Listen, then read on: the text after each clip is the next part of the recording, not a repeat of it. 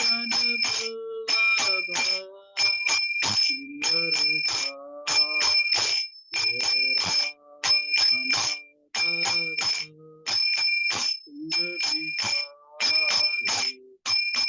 यशोदानंदन व्रज जन रंजन यशोदानंदन व्रज जन रंजन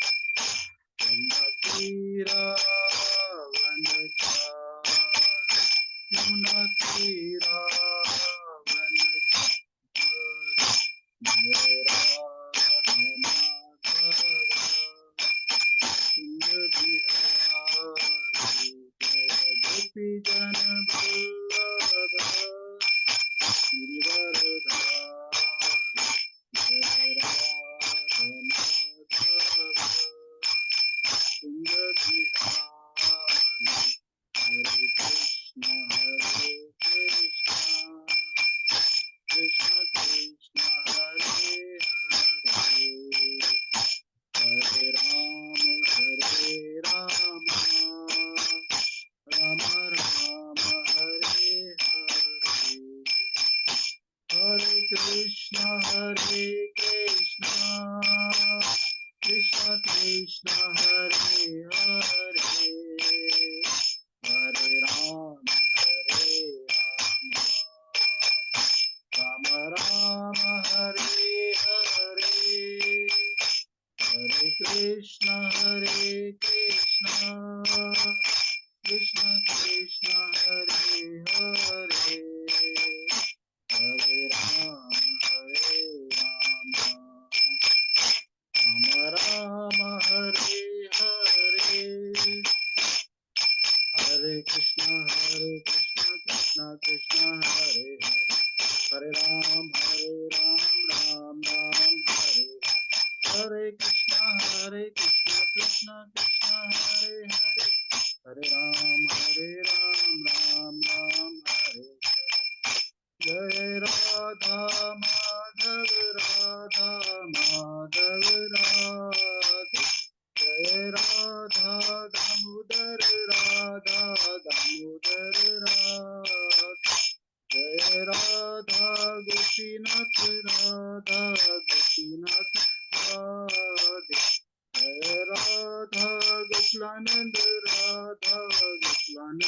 राधे जय राधा रमण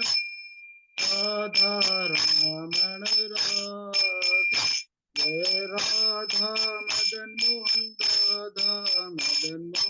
राधे जय राधा रास बिहारी राधे जय राधा कुंज बिहारी राधे जय राधा बांके बिहारी राधे जय जगन्नाथ जय बलदेव जय सुभद्रा जय जगन्नाथ जय बलदेव जय सुभद्रा जगन्नाथ स्वामी नयन पथगामी जगन्नाथ स्वामी नयन पथगामी भवतु जय गौरनिताय जय गौरनिताय जय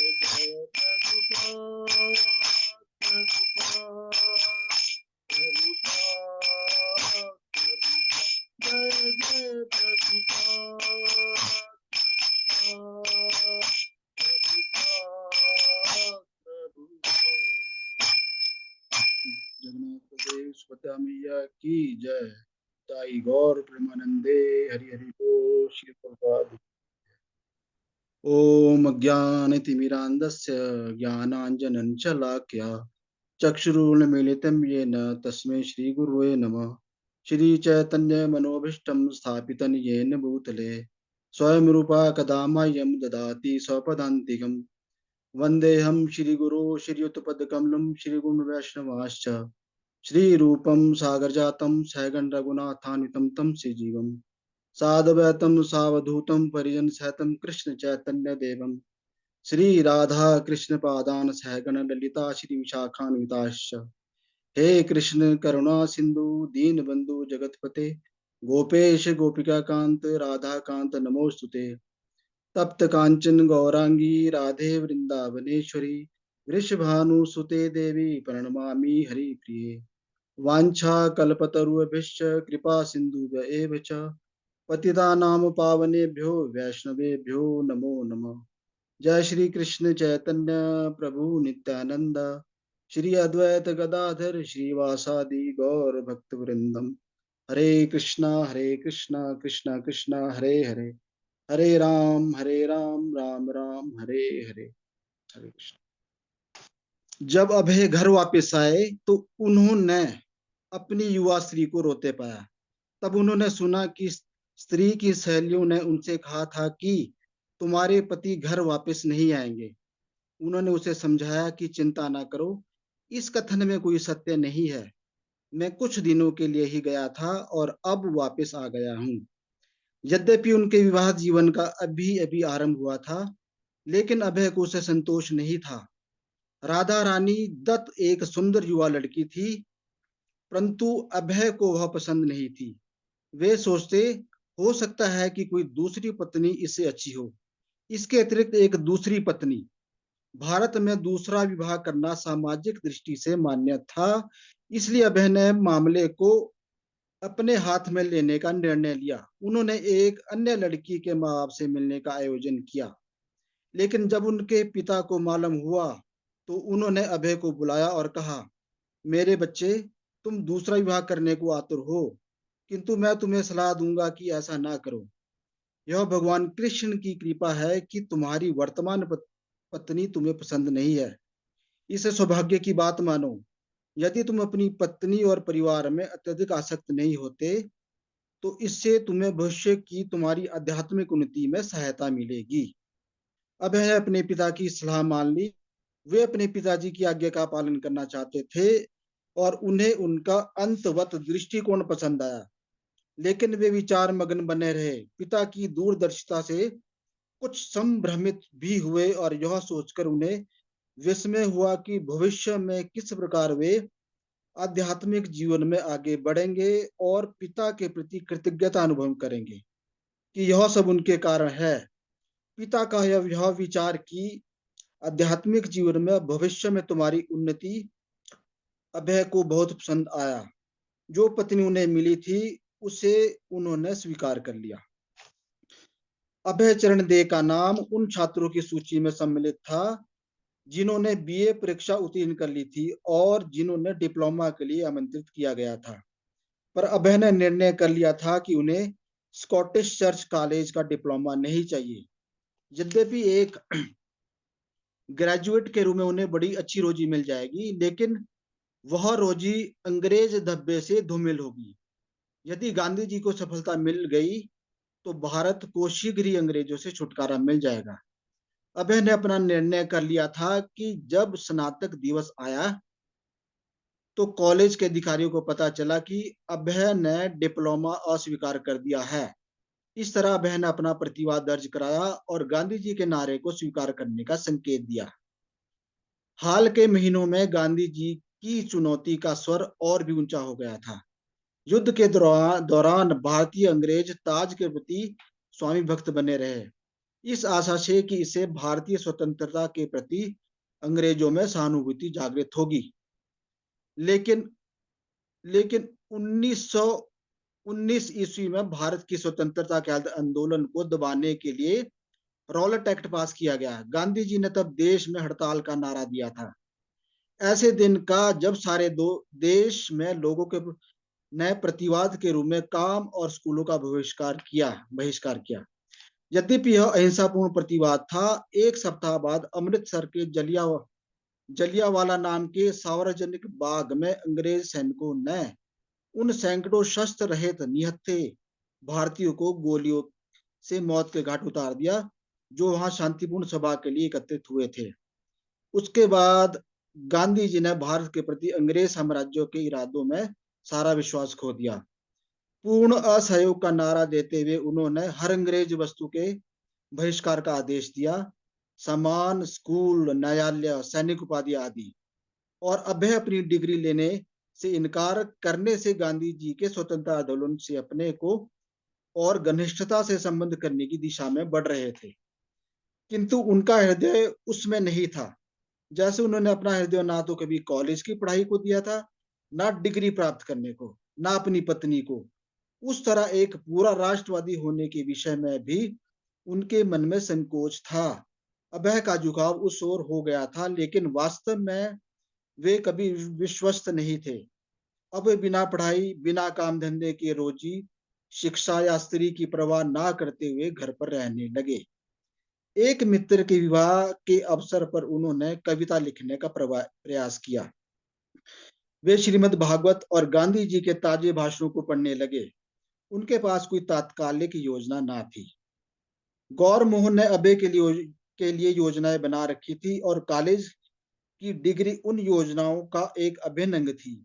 लेकिन ऐसा लगता है कि कृष्ण के मन में अन्य योजनाएं थी। बैचलर ऑफ आर्ट्स डिग्री लेने से इनकार करने का राजनीतिक प्रतिवाद सामाजिक कलंक की अपेक्षा सम्मान का चिन्ह था। और गौर मोहन ने उनके लिए अपने लड़के की भर्त्सना नहीं की। लेकिन तब भी अभय को कोई काम धंधा करने की जरूरत थी। गौर मोहन अपने मित्र कार्तिक बोस के पास गए और उनसे अभय को नौकरी देने को कहा।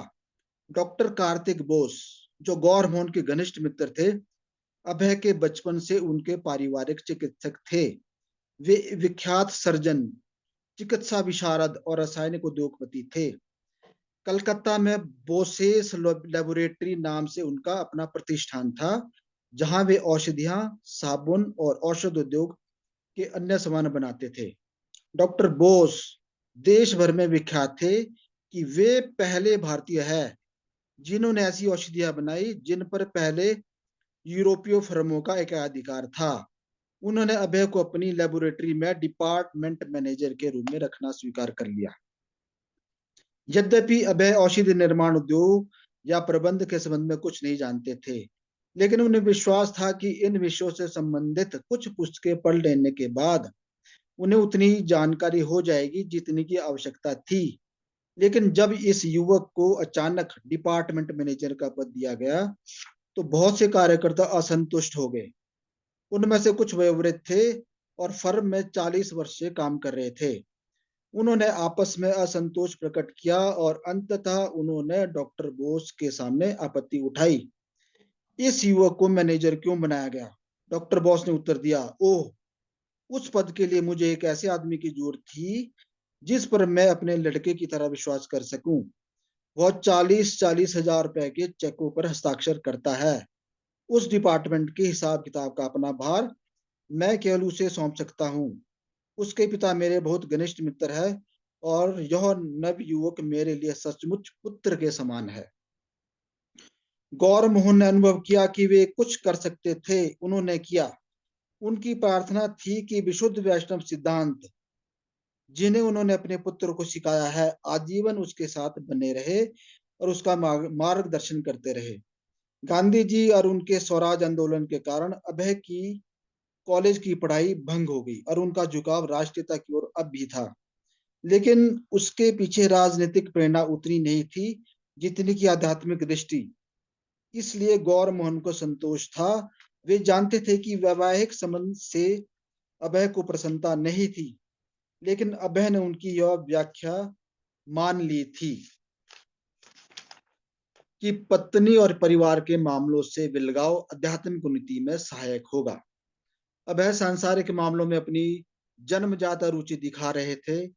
इससे भी गौर मोहन को अप्रसन्नता नहीं थी, क्योंकि उनके लिए सांसारिक काम धंधों का स्थान भगवान कृष्ण की आराधना के बाद था।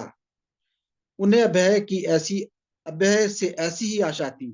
अब अभय को अच्छा काम मिल गया था और उनका वैवाहिक जीवन भी ठीक हो जाएगा। गौर मोहन जो कुछ कर सकते थे वह उन्होंने कर दिया था और अंतिम परिणाम के लिए उन्हें कृष्ण का भरोसा था। कांग्रेस दल के नेता स्वीकार किए जाने से प्रोत्साहित होकर गांधी जी ने भारत के साथ अंग्रेज साम्राज्य के शोषण पूर्ण कपड़े के व्यापार पर सीधा आक्रमण आरंभ किया। इंग्लैंड भारत से सबसे सस्ती कीमत पर रुई खरीदता था। इंग्लैंड में लंकशायर की मिलों से उससे कपड़ा बनता था और एकाधिकार के आधार पर उस कपड़े को महंगी कीमत पर लाखों भारतवासियों को बेचता था।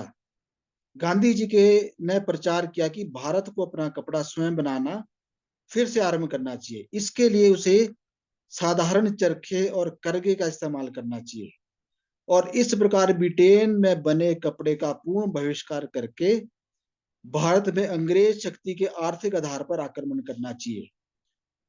देश भर में ट्रेन से यात्रा करके गांधी जी ने अपने देशवासियों से बार बार अपील की कि वे विदेशी कपड़े और पोशाक का बहिष्कार करें और भारत के निजी कुटीर उद्योग से पैदा की हुई सादी मोटी खादी का प्रयोग करें। अंग्रेज शासन के पहले भारत में अपने कपड़े की कताई बुनाई होती थी। गांधी जी का तर्क था कि कुटीर उद्योग को नष्ट करके अंग्रेज भारतवासियों को भुखमरी और निर्जीविता के मुंह में ढकेल रहे थे।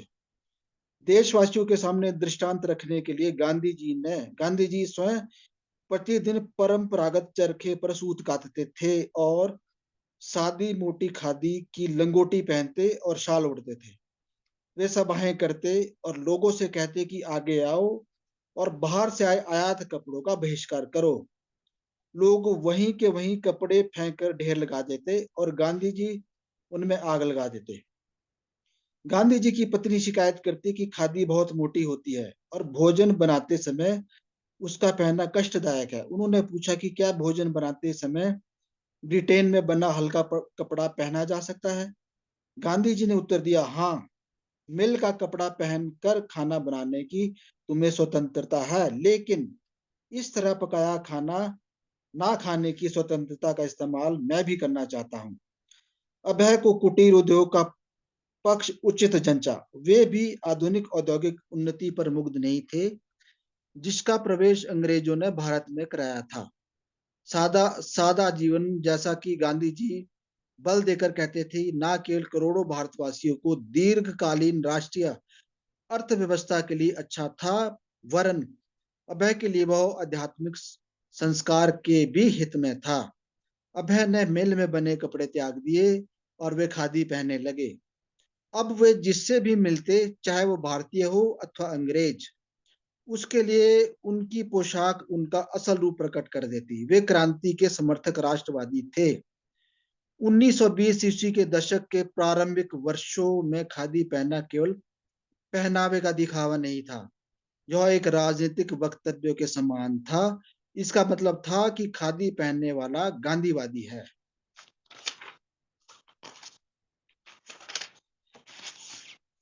प्रकरण 3, एक बहुत अच्छे साधु स्वभाव वाले पुरुष।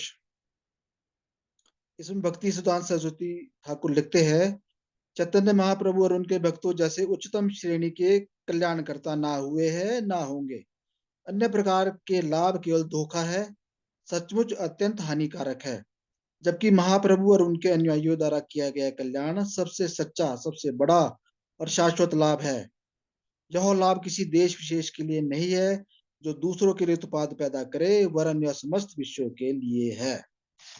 अभय के मित्र नरेंद्र नाथ मल्लिक आग्रह कर रहे थे। वे चाहते थे कि अभय मायापुर से आए एक साधु से मिले। नरेन और उनके कुछ मित्र उस साधु से उसके पास के आश्रम में मिल चुके थे जो उल्टा डंग जंक्शन रोड पर स्थित था और अब वे अभय का मत जानना चाहते थे।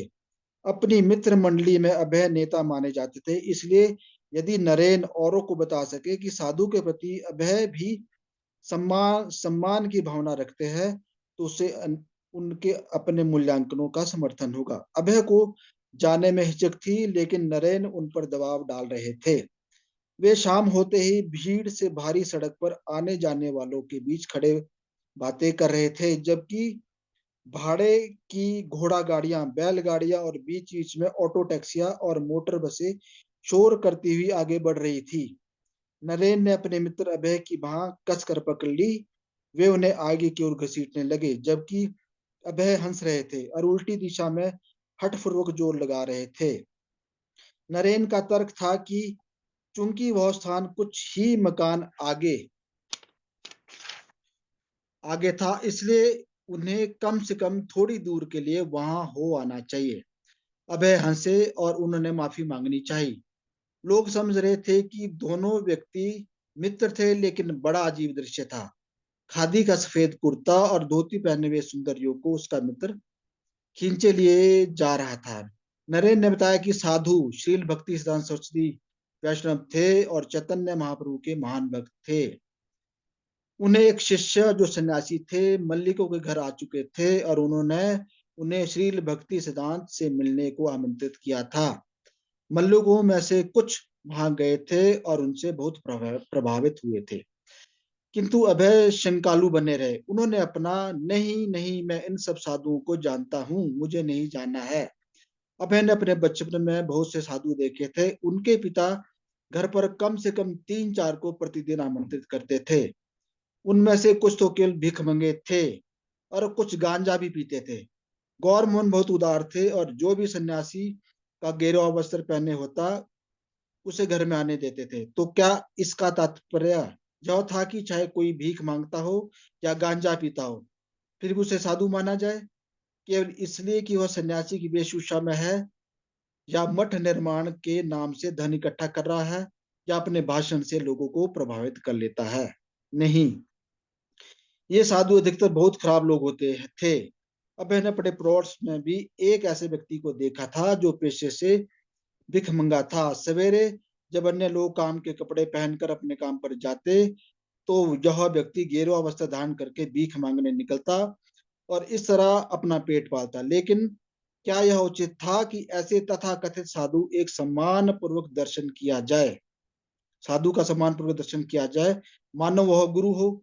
नरेन का तर्क था कि वे साधु विशेष बहुत विद्वान पुरुष थे और अभय को चाहिए कि कम से कम उनसे मिले और स्वयं निर्णय करे। अभय चाहते थे कि उनके मित्र नरेन इतना आग्रह ना करे, लेकिन अंत में वे उनकी बात का इनकार न कर सके। एक साथ वे पारसनाथ जैन मंदिर से होते हुए उल्ट डंग पहुंचे, जहां भक्ति विनोद आसन अंकित था और जो गौड़िया मठ के आवासों की सूचना दे रहा था। द्वार पर उन्होंने पूछा तो एक नव युवक जो श्रीमान मल्लिक को पहचानता था, वे पहले मठ को दान दे चुके थे, उन्हें तुरंत दूसरी मंजिल पर ले गया और उनसे उन्हें श्रील भक्ति सिद्धांत सरस्वती के सामने प्रस्तुत किया। वे उस समय कुछ शिष्यों और अतिथियों के साथ बैठे हुए सायकालीन वातावरण का आनंद ले रहे थे। अपनी पीठ को पूरी तरह सीधा करके बैठे हुए श्रील भक्ति सरस्वती लंबे लगते थे। शरीर से वे दुबले थे, उनकी बाहें लंबी थी, उनका रंग गोरा और सुनहरा था। उन्होंने सादे फ्रेम का बाईफोकल गोल चश्मा पहना था। उनकी नाक नुकीली थी, मस्तक प्रशस्त था, चेहरे से विद्वता प्रकट होती थी, लेकिन उस पर भीरुता बिल्कुल नहीं थी। उनके मस्तक पर लगे वैष्णव तिलक की खड़ी रेखाओं से अभय परिचित थे, ठीक वैसे ही जैसे वे उनके सादे सन्यासी उत्तरीय से परिचित थे, जो उनके दाहिने कंधे पर पड़ा हुआ लटक रहा था, जिससे बायां कंधा और आधा वक्षस्थल खुले थे। उन्होंने गले में तुलसी की माला पहनी हुई थी और मृत्तिका से बने वैष्णव तिलक के चिन्ह उनके गले में, कंधे पर और बाहों के ऊपरी भाग में दृष्टिगोचर हो रहे थे। निर्मल सफेद जनेऊ गले में लिपटा हुआ छाती पर विराज रहा था। अभय और नरेन दोनों ने वैष्णव परिवारों में पले होने के कारण श्रद्धास्पद सन्यासी को देखते ही उन्हें तुरंत साष्टांग प्रणाम किया। हरे कृष्णा प्रभु जी, धर्मत्मा। हरे Krishna. Thank you so much, Prabhuji. Hare Krishna. This Kulshekhar Prabhu will ask his question. Prabhuji, आप आज के लिए हरे कृष्णा पूजन प्रणाम जी पूजी। चरण 2 से है ये, 33 नंबर पे से। अभय के पिता ने दूसरे क्वेश्चन अभय के पिता ने उन्हें दूसरी शादी के बारे में क्या सलाह दी? तो आप रेज कर सकते हैं। पुष्पा जोशी माता जी। हरे कृष्णा प्रभु जी। हरे कृष्णा। उन्होंने कहा, मेरे बच्चे, तुम दूसरा विवाह करने को आतुर हो, किंतु मैं तुम्हें सलाह दूंगा कि ऐसा ना करो।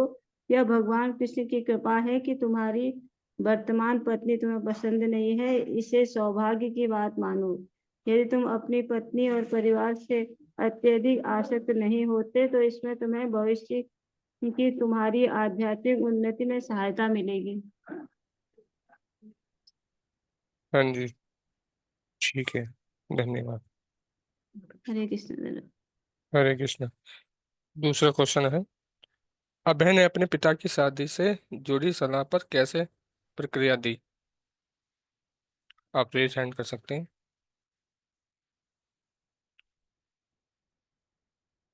प्रकरण 2 से ही है। अभय ने अपने पिता की शादी अपने अपने पिता की शादी से जुड़ी सलाह पर कैसे प्रक्रिया दी? तो अभी बहुत सारे रेज हैंड हो गए हैं। ये गीतिका माता जी। हरे कृष्ण प्रभु जी, धर्म प्रणाम। हरे कृष्णा माता जी, प्रणाम। प्रभु जी, अभय ने अपने पिता की सलाह मान ली। वे अपने पिताजी की आज्ञा का पालन करना चाहते थे और उन्हें उनका अंतवत दृष्टिकोण पसंद आया, लेकिन फिर भी वो विचार मग्न बने रहे। पिता की दूरदर्शिता से कुछ संभ्रमित से भी हुए। उनको विस्मय हुआ कि भविष्य में किस प्रकार से वे आध्यात्मिक जीवन में आगे बढ़ेंगे और पिता के प्रति कृतज्ञता का अनुभव करेंगे। हरे कृष्ण प्रभु जी, धर्म प्रणाम। हरे कृष्णा माता जी, प्रणाम। थैंक यू सो मच माता जी। नंबर 3। तो अभी अगला क्वेश्चन है, अभय ने स्कॉटिश चर्चेस कॉलेज की डिग्री क्यों ठुकराई?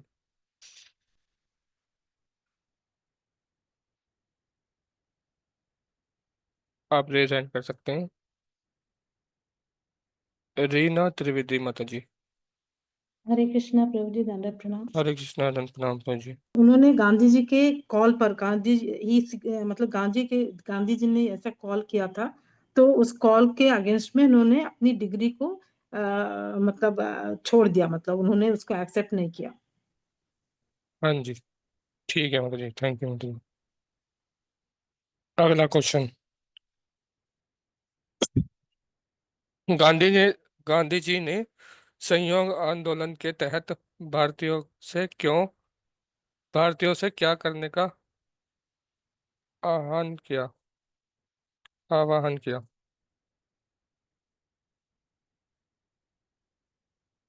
एक बार मैं फिर से रिपीट कर देता हूँ। गांधी जी ने संयोग आंदोलन के तहत भारतीयों से क्या करने का आह्वान किया, सॉरी। सीता सेविका माता जी, सीता सेवा माता जी, सीता हरे सेवी कृष्ण सेवा माता जी। प्रभु हरे जी, कृष्ण, टन हरे प्रणाम कृष्ण माता। प्रभु जी। उन्होंने अंग्रेजी वस्तुओं के बहिष्कार का आदेश किया, जैसे समान स्कूल, न्यायालय, सैनिक उपाधि आदि। हाँ जी, ठीक है माता जी, थैंक यू। अगला क्वेश्चन, अभय ने कॉलेज छोड़ने के बाद क्या किया? ममता माता जी।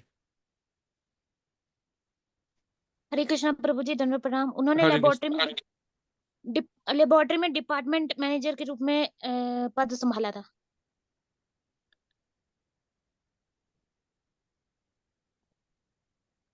नहीं, लेकिन उत्तर में तो यह है कि उन्होंने घर पर रहकर कविता लिखने, श्रीमद् भागवतम पढ़ने और गांधी जी के भाषणों को पढ़ने में समय बिताया।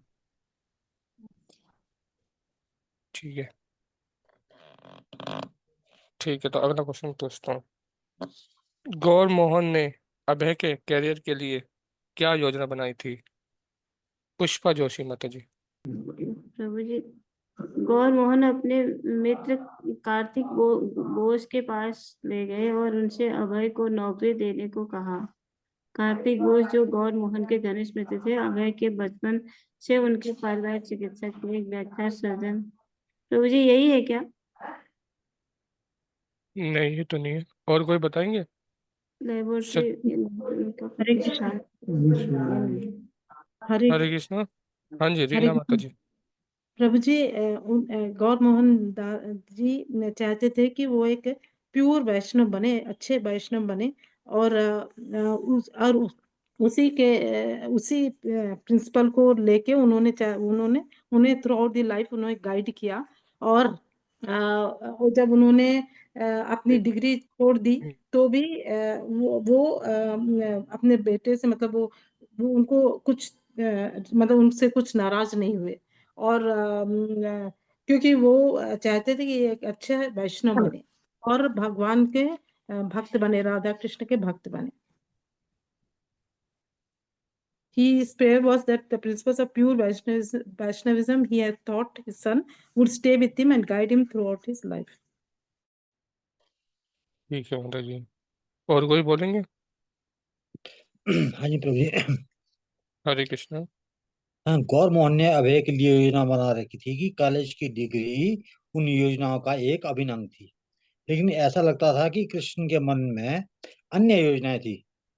बैचलर ऑफ आर्ट्स डिग्री लेने से इनकार करने का राजनीतिक प्रतिवाद सामाजिक कलंक की अपेक्षा सम्मान का चिन्ह था, और गौर मोहन ने उनके लिए अपने लड़के की भर्त्सना नहीं की। ठीक है, तो इसके उत्तर में प्रभु जी का थोड़ा सा ठीक है। गौर मोहन ने अभय के लिए कॉलेज डिग्री और नौकरी का प्रबंध करने की योजना बनाई थी। क्या योजना बनाई थी? गौर मोहन ने अभय के लिए कॉलेज डिग्री और नौकरी का प्रबंध करने की योजना बनाई थी।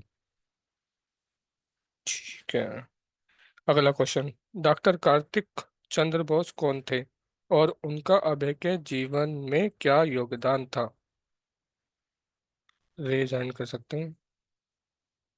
इंदुमती माता जी, आप बताएंगे इसका आंसर? हाँ जी, हरे कृष्ण प्रभु जी। हरे कृष्ण। डॉक्टर कार्तिक बोस जो गौर मोहन के घनिष्ठ मित्र थे, अभय के बचपन से उनके पारिवारिक चिकित्सक थे। वे एक विख्यात सर्जन, चिकित्सा विशारद और रासायनिक उद्योगपति थे। कलकत्ता में बॉसिस लैबोरेटरी नाम से उनका अपना प्रतिष्ठान था, जहां वे औषधियां, साबुन और औषध उद्योग के अन्य सामान बनाते थे। हाँ जी, ठीक है माता जी, थैंक यू। अगला क्वेश्चन। अभय को डिपार्टमेंट मैनेजर बनाने पर कुछ कर्मचारियों ने असंतोष क्यों जताया? गीतिका माता जी। हरे कृष्ण प्रभु जी, धन्यवाद प्रणाम। हरे तो जी कृष्ण। वो इसलिए, अभय को मैनेजर बनाने के बाद तो इसलिए नाराज हुए क्योंकि उनमें से बहुत कुछ पहले से वयोवृद्ध थे और फर्म में जो 40 वर्ष से भी पहले से काम कर रहे थे। तो फिर उन्हें लगा कि ये जो अभी नए युवक आए हैं तो उनको ये मैनेजर का पद क्यों दे दिया गया, जबकि उनसे क्वालिफाइड और उनसे पुराने और उनसे एज में भी बड़े लोग वहां पे थे, फिर भी उनको क्यों दे दिया, इसलिए वो असंतुष्ट थे इस बात से। हाँ जी, हरे कृष्ण प्रभु जी, धन्यवाद प्रणाम। धन प्रणाम। और ये भी आएगा प्रभु जी, क्या नाम, वो 40,000 रुपए के चेकों पर हस्ताक्षर करता है। अच्छा, ठीक है, थैंक यू माता जी। अभी एक और क्वेश्चन लेंगे। अभी 5 मिनट हो रहा है। गांधी गांधी के अनुसार खादी का महत्व क्या था? क्वेश्चन, रेज हैंड कर सकते हैं। वीरेंद्र तो जी, आपका अनम्यूट है, आप बताना चाहते हैं? हाँ जी प्रभु जी। प्रभु जी, जैसा कि जो कपड़े इंग्लैंड में बनते थे, उससे हमारा जो लघु उद्योग है वो समाप्त हो गया था। इसलिए गांधी जी ने अपना जो खादी का कपड़ा था उससे बुनने की मतलब प्रेरणा दी सबको। ये है प्रभु जी इसका आंसर। हरे कृष्णा। और कोई बताएंगे? हरे कृष्णा प्रभु जी। हरे कृष्णा माता जी। प्रभु जी, ये भी देशवासियों के सामने दृष्टांत रखने के लिए गांधी जी स्वयं प्रतिदिन परंपरागत चरखे पर सूत काटते थे और सादी मोटी खादी की लंगोटी पहनते और शॉल ओढ़ते थे। ये सभाएं करते और लोगों से कहते कि आगे आओ और बाहर से आए आयात कपड़ों का बहिष्कार करो। हाँ जी,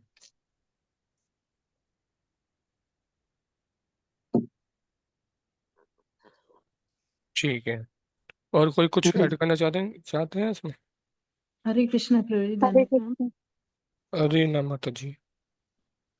प्रभु जी, सॉरी प्रभु जी, गांधी जी जब कांग्रेस पार्टी के लीडर हो गए तो उन्होंने ये कहा कि अंग्रेज लोग यहाँ से रॉ कॉटन सस्ते माल में खरीदते हैं और वहां पे जाकर अपने मिल्स में बनाकर और हमें वापस लाकर हाई प्राइस में बेचते हैं, इसलिए हमें इसका बहिष्कार करना चाहिए और अपने स्वयं से भारत में ही इसको ये कॉटन के कपड़े बनाना चाहिए using the spinning wheels and handlooms, ऐसे करके। सॉरी प्रभु जी। ठीक है माता जी। ठीक है, हरे धन्यवाद। कृष्णा प्रभु। हरे कृष्णा। हाँ जी माता जी। प्रभु ये भी ऐड कर सकते हैं इसमें कि गांधी जी का तर्क था कि कुटीर उद्योग को नष्ट करके अंग्रेज भारतवासियों को भुखमरी और निर्जीवता के मुंह में ढकेल रहे थे, तो इसको अपोज करने के लिए उन्होंने अपने यहीं पर खादी बनाने का उन्होंने स्वयं बनाने के लिए वो किया, हाँ जी, आत्मनिर्भरता को बढ़ावा दिया है ना। बढ़ा दें जी। हाँ जी, हरे हाँ जी, कृष्ण ठीक प्रभु। है। थैंक यू माता जी। और ब्रिटिश अर्थव्यवस्था को कमजोर करने का एक प्रभावी प्रभावी साधन भी था ये। ठीक है माता जी, थैंक यू। अभी नेक्स्ट क्वेश्चन। गांधी जी गांधी की पत्नी ने खादी पहनने पर क्या आपत्ति जताई और गांधी ने क्या उत्तर दिया? पुष्पा जोशी माता जी। प्रभु जी, गांधी जी की पत्नी शिकायत करती थी खादी बहुत मोटी होती है और भोजन बनाते समय उसका पहनना कष्टदायक है। उन्होंने पूछा कि क्या भोजन बनाते समय ब्रिटेन में हल्का कपड़ा पहना जा सकता है। गांधी जी ने उत्तर दिया, हाँ, मिल का कपड़ा पहनकर खाना बनाने की तुम्हें स्वतंत्रता है, लेकिन इस तरह पकाया खाना खाने की स्वतंत्रता का इस्तेमाल मैं भी करना चाहता हूँ। हाँ जी, ठीक है माता जी। अगला क्वेश्चन। अभय ने गांधी के खादी अभय ने गांधी के खादी आंदोलन का समर्थन क्यों किया? रेज हैंड कीजिए। सची माता, सेविका माता जी। हरे कृष्णा प्रभु जी, धन्यवाद। हरे कृष्ण, हरे कृष्ण, प्रणाम। अभय को कुटीर उद्योग का पक्ष उचित जचा। वे भी उस आधुनिक औद्योगिक उन्नति पर मुग्ध नहीं थे जिसका प्रवेश अंग्रेजों ने भारत में कराया था। सादा जीवन, जैसा कि गांधी जी बल देकर कहते थे, न केवल करोड़ों भारतवासियों की दीर्घकालीन राष्ट्रीय अर्थ व्यवस्था के लिए अच्छा था, वरन अभय के लिए वह आध्यात्मिक संस्कार के हित में था। हाँ जी, ठीक है, धन्यवाद माता जी। अभी एक क्वेश्चन और पूछ। शील भक्ति सिद्धांत सरस्वती ने महाप्रभु और उनके अनुयायियों के योगदान को कैसे वर्णित किया? हरे पुष्पा जोशी कृष्णा माता। हरे कृष्णा प्रभु जी। कौन? हाँ जी माता जी। चैतन्य महाप्रभु और उनके भक्तों जैसे उच्चतम श्रेणी के कल्याण करता न हुए न होंगे। अन्य प्रकार के लाभ केवल धोखा, सचमुच अत्यंत हानिकारक है, जबकि महाप्रभु और उनके अनुयायी द्वारा किया गया कल्याण सबसे सच्चा, सबसे बड़ा शाश्वत लाभ है। यह लाभ किसी देश विशेष के लिए नहीं जो दूसरों के लिए उत्पाद पैदा करे, वरन यह समस्त विश्व के लिए है। हरे कृष्ण। ठीक है, और कोई बोले थे अभी? हरे कृष्णा, और कौन बोले थे? धन्ना संतो जी, आप बोले थे। कृष्णा प्रभु जी, हाँ यही है, मैं भी यही बोल रहा था प्रभु जी। हाँ हरे जी, कृष्णा। आप क्या बोलना चाहते थे? चैतन्य महाप्रभु और उनके भक्तों जैसे उच्च श्रेणी के कार्यकर्ता हुए थे और उन्हें होंगे, ना ही अन्य प्रकार के लाभ केवल धोखा है, सचमुच हानिकारक भी है, और साथ ही मरणपूर्व अनुयायियों को कल्याण का सबसे सच्चा और बड़ा और शाश्वत लाभ है। ये लाभ किसी बताया। देश है और नहीं है प्रभु जी। हरे कृष्णा प्रभु, धन्यवाद प्रभु। हाँ जी, हाँ जी। उन्होंने सर्वोच्च और सबसे बड़ा शाश्वत लाभ बताया, हाँ जी। है ना, जो पूरी दुनिया के लिए है और किसी भी देश के लिए हानिकारक नहीं है नहीं है। है ना। ठीक है पहुंची। हरे कृष्ण हरे कृष्ण पहुंची। हरे कृष्ण प्रभु, धन्यवाद प्रणाम। प्रणाम। हरे कृष्ण। तो अभी एक क्वेश्चन और ले लेते हैं। नरेंद्र नाथ मुल्लिक अभय को कहाँ ले जाना चाहते थे और क्यों?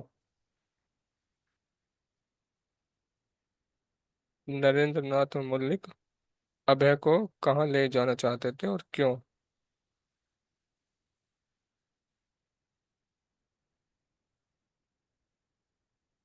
कोई बताएंगे? हरे कृष्ण प्रभु दंडवत हरे प्रणाम। हाँ कृष्ण। जी। हरे कृष्ण। अभिराम अबे अबे के मित्र नरेंद्र नाथ मलिक आग्रह कर रहे थे कि उन्हें चाहते थे कि अबे मायापुर से आए और एक साधु ना मिले और साधु से मिले, और नरेन और उनके कुछ मित्र उस साधु से उसके पास आश्रम में मिल चुके थे, जो उल्टा डंगा जंक्शन रोड पर स्थित था, और अब वह अबे का मत जानना चाहते थे। हरे कृष्ण। हाँ जी। और कौन बोले थे अभी? हरे कृष्ण। हरे कृष्णा। और कोई कुछ इसमें ऐड करना चाहते हैं? हरे कृष्णा प्रभु जी, दंड प्रणाम। हरे कृष्ण माता जी। प्रभु जी, मैं ये ऐड करना चाहती हूँ कि वो नरेन चाहते थे कि क्योंकि ये लीडर थे उनके मित्रगण में, अभय जी, तो वो चाहते थे कि अगर ये हाँ बोल देंगे तो बाकी मित्र भी उनके साथ हो जाएंगे, मतलब इसलिए वो चाहते थे कि वो चले और भक्ति श्रील भक्ति सिद्धांत सरस्वती गोस्वामी प्रपात जी से मिले। ठीक है माता जी, थैंक यू माता जी।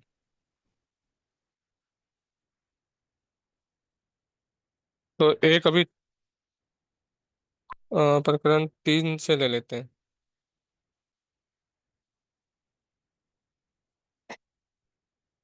नहीं, 3 से नहीं है, सॉरी। ठीक है, तो एक लास्ट ले लेते हैं, एक क्वेश्चन और।